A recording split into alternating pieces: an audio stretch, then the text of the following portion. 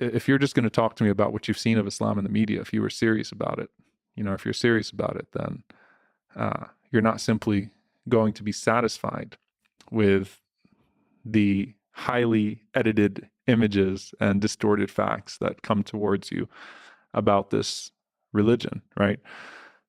What are you looking for, right? Are you looking for a scapegoat?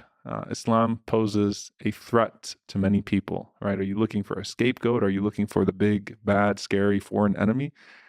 Or are you looking at a religion that 1/4 of the world adheres to?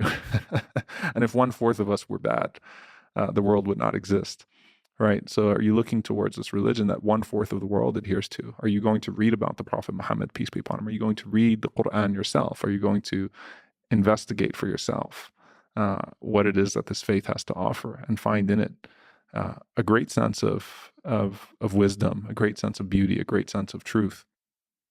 And I think that for a lot of people, they find that Islam has such a beautiful combination of the intellectual proofs as well as the spiritual experiences that often combine what people seek in the Western and the Eastern religions. So I had an interesting 2 weeks.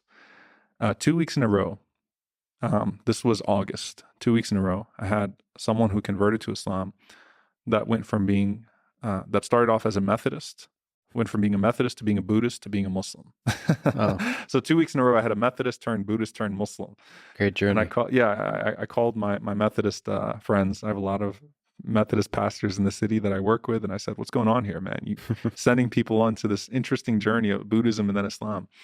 But both of them had a very similar story, which is that they had sought in Buddhism, for example, some of the meditative practices that are found, that really Western religion, which has been dominated by capitalism and dominated by very material things and can be very unfulfilling. They found that in some of the Eastern philosophies and the meditative practices, and then they came to Islam, and it combined, their belief in sort of the Abrahamic way. It merged their belief in one God and the prophets like Abraham and Moses and Jesus, peace be upon them all, with a deep tradition of meditative practices, of consciousness, of connection to God on a regular basis. And they found that to be very fulfilling, both intellectually and spiritually.